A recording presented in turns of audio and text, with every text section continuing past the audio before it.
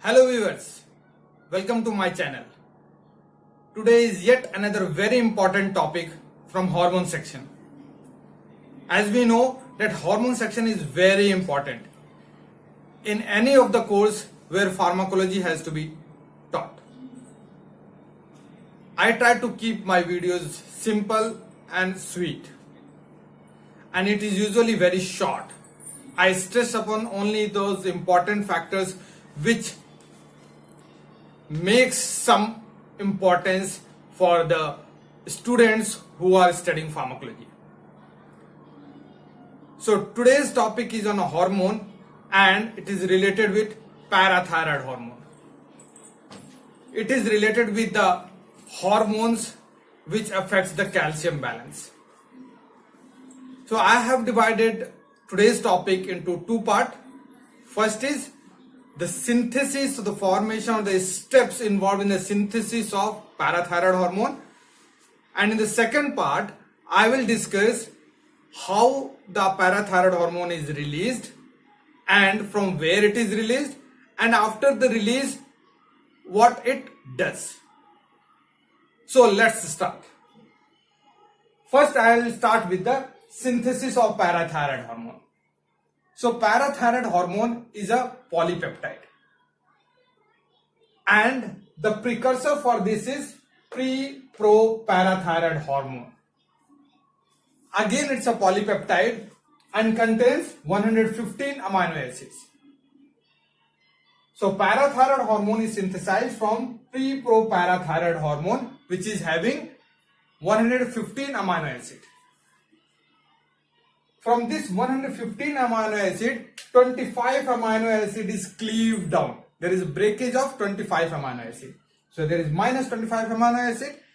When it happens in endoplasmic reticulum, there is a metabolite formed which is called proparathyroid hormone. This is the product which is formed after the cleavage of pre-pro-parathyroid hormone, and that is called proparathyroid hormone. So this contains now 90 amino acid, 90 amino acid. Now again there is cleavage occurs. Cleavage occurs of 6 amino acid. So there is minus 6 amino acid, and this takes place in the Golgi apparatus or the Golgi complex.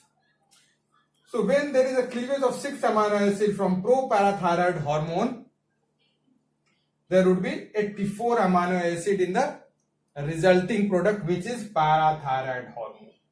So this is the product parathyroid hormone, which contains 84 amino acids. So it's a polypeptide which is synthesized from the precursor called pre-pro-parathyroid hormone. So having known this full pathway, the sequence, we will move down to another part, and that is calcium and phosphate regulation by the help of parathyroid hormone. So see, briefly I will say about parathyroid gland. The parathyroid hormone is released from parathyroid gland. Now what is the anatomic location of parathyroid gland? This is the thyroid gland. So this is present, the parathyroid gland. These are the parathyroid gland. There are 4 parathyroid gland in normal human being. So these 4 parathyroid gland are oval in structure, and that is present at the posterior part of the thyroid gland. Posterior part of both the lobes of the thyroid gland. Not parathyroid gland, it is thyroid gland. So parathyroid glands are present at the posterior part of the 2 lobes of thyroid gland, and these are 4 in numbers. Now, what is the role of this parathyroid gland? Parathyroid gland, upon stimulation of the stimulus, there is release of parathyroid hormone. Parathyroid hormone. As we already seen that there are 84 amino acid in parathyroid hormone. So this is released from parathyroid gland. Now it has the major effect in kidney, intestine indirectly, and both. We will see how. The major effect is on kidney, and these effect, the parathyroid effect on kidney, can be increased calcitriol formation. So the synthesis of calcitriol is increased, and that happens because of the stimulation of the enzymes involved in the synthesis of calcitriol.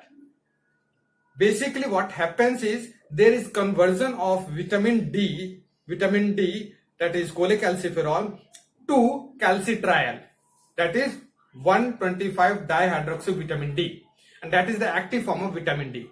So from one vitamin D to the active form of vitamin D, which is calcitriol, is converted in kidney by the help of enzyme hydroxylase.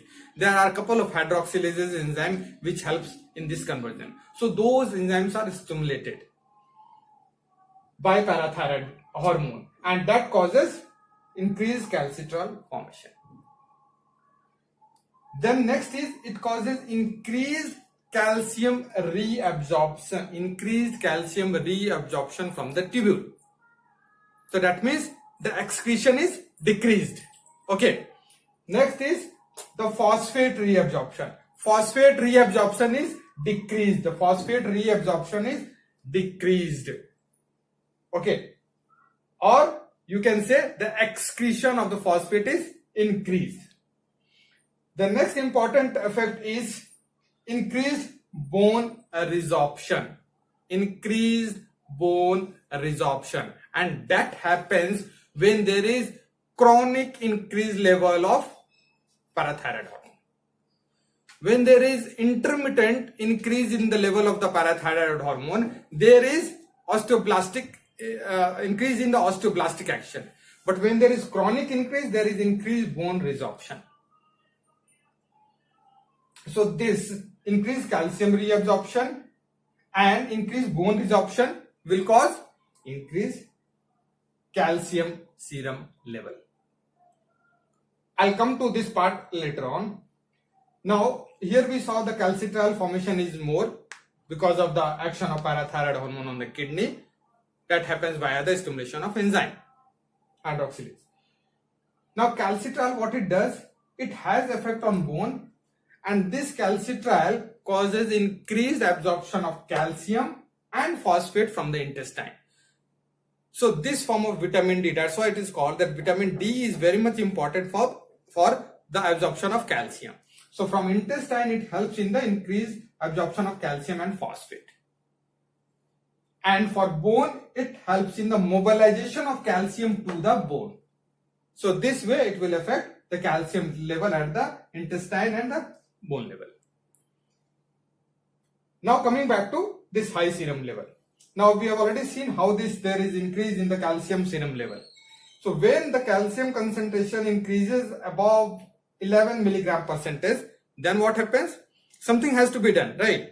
To decrease the level of the calcium. So what are those? We'll see quickly.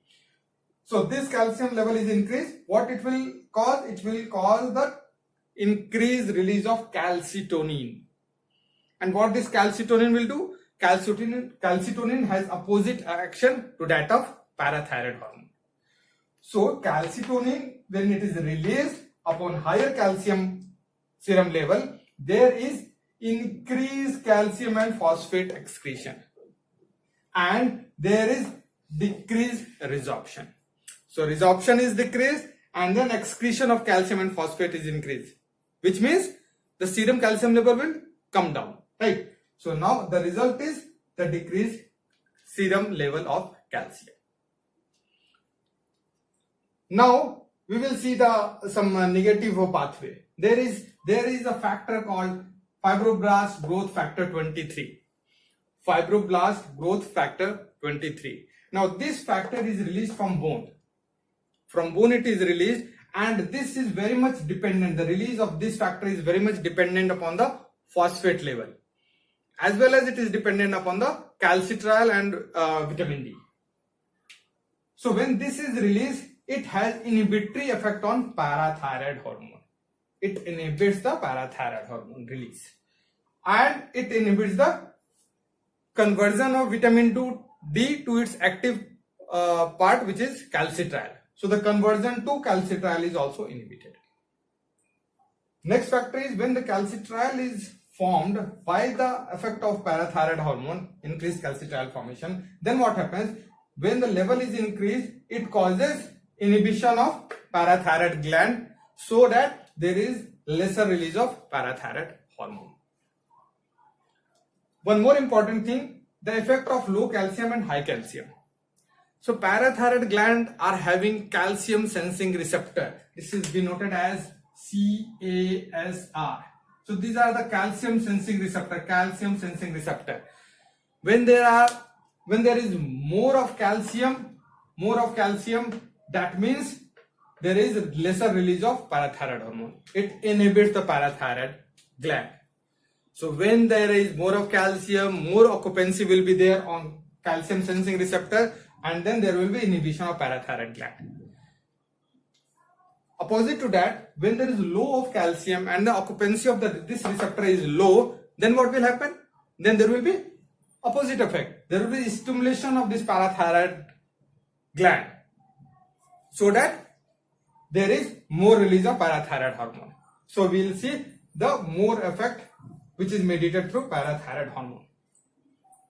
Hope this is very much clear. I have kept it as basic as possible, and the matter here is mostly taken from Goodman and Gilman.